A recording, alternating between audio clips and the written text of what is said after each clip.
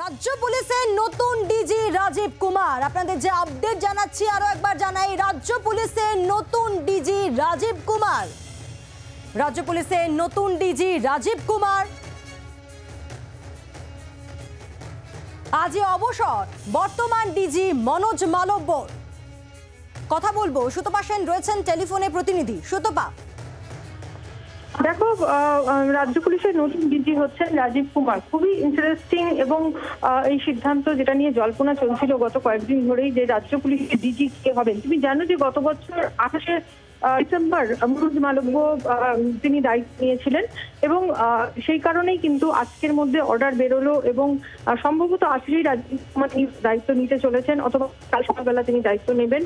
এবং তুমি জানো যে রাজীব কুমার আইপিএস, তাকে কিন্তু তথ্য ও প্রযুক্তি দপ্তরের দায়িত্বে নিয়ে এসেছিলেন মুখ্যমন্ত্রী মমতা বন্দ্যোপাধ্যায়, এবং সেই দপ্তরেরই তিনি প্রিন্সিপাল সেক্রেটারি হিসেবে এই মুহূর্তে দায়িত্বে রয়েছেন। এবং তার সাথে রাজীব কুমারকে দায়িত্ব দেওয়া হলো ডিজি পদের। যদিও এখানে কিন্তু যেহেতু ডিজি হিসেবে নাম পাঠাতে হয় কেন্দ্রীয় সরকারের কাছে, ইউপিএসসিতে নাম পাঠাতে হয়, এবং এক্ষেত্রে কিন্তু সেই নাম পাঠানো হয়নি। তার ফলে ইনচার্জ অফ ডিজিপি এই হিসেবেই কিন্তু রাজীব কুমারকে দায়িত্ব দেওয়া হচ্ছে। যে নির্দেশিকা বেরিয়েছে কিছুক্ষণ আগেই, সেই নির্দেশিকাতেও পরিষ্কারভাবে বলা হয়েছে যে in charge of DGP Rajeev Kumar. অর্থাৎ বুঝতেই পারছো যে অত্যন্ত গুরুত্বপূর্ণ বিষয়, লোকসভা নির্বাচনের আগে ডিজি পদে নিয়ে আসা হলো রাজীব কুমারকে, এবং খুব প্রত্যাশিতই ছিল, কারণ মমতা বন্দ্যোপাধ্যায় তিনি ডিজি হিসেবে রাজীব কুমারকেই চাইবেন, এমনটা কিন্তু বিভিন্ন মহল থেকেই আলোচনা হচ্ছিল। প্রশাসনিক মহল তো এবং রাজনৈতিক মহলেও এই চর্চা ছিল যে ডিজি হিসেবে মমতা বন্দ্যোপাধ্যায় প্রথম পছন্দে থাকবেন অবশ্যই রাজীব কুমার, এবং তেমনটাই কিন্তু শেষ পর্যন্ত হলো, যেটা দেখা যাচ্ছে। এবং আর কয়েক মাসের মধ্যেই রাজ্যে লোকসভা নির্বাচন, কাজেই স্বাভাবিকভাবেই সেই জায়গা থেকেও কিন্তু মমতা বন্দ্যোপাধ্যায়ের এই সিদ্ধান্ত অত্যন্ত গুরুত্বপূর্ণ। রাজীব কুমার তিনি কিন্তু অত্যন্ত বলা যেতে পারে সক্রিয়, এবং শুধু তাই নয়, অত্যন্ত ভালো অফিসার হিসেবে, সুদক্ষ অফিসার হিসেবে তার সুনাম রয়েছে।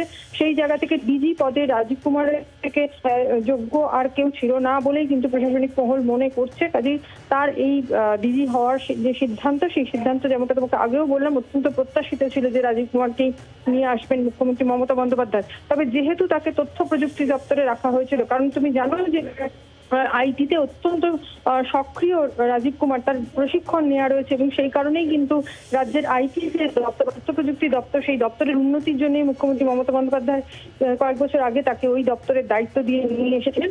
এবং সেই জায়গায় দাঁড়িয়ে কিন্তু রাজীব কুমারকে ডিজি পদে আবার তিনি নিয়ে এলেন, এবং রাজ্য পুলিশের ইতিমধ্যেই বিষয়টা নিয়ে চর্চা ছিল, এবং সেই চর্চা দেখা গেল যে একেবারেই সঠিক হিসেবে। যদিও আজকে ক্যাবিনেট মিটিংয়ে মুখ্যমন্ত্রী রাজ্যের নতুন মুখ্য সচিব হিসেবে বিপি গোপালিকার নাম বললেও ডিজি কে হবেন বা রাজ্যের স্বরাষ্ট্র সচিব কে হবেন এ ব্যাপারে কোনো মন্তব্য কিন্তু তিনি করেননি।